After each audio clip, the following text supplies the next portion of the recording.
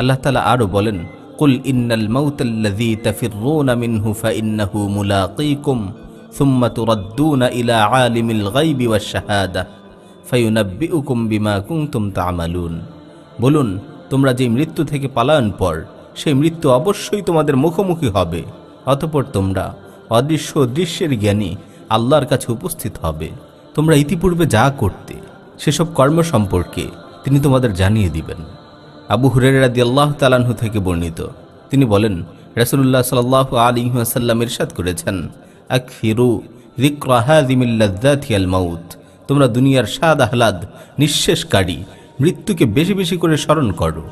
সমস্ত প্রশংসা সেই মহান আল্লাহর, যিনি সৃষ্টি করেছেন জীবন এবং মৃত্যু, এবং তিনি আমাদের এই জীবন মৃত্যুর মাধ্যমে পরীক্ষা করতে চান। যেমন আল্লাহ তাআলা ইরশাদ করেছেন, আল্লাযী খালাকাল মাউতা ওয়াল হায়াতা লিয়াবলুয়াকুম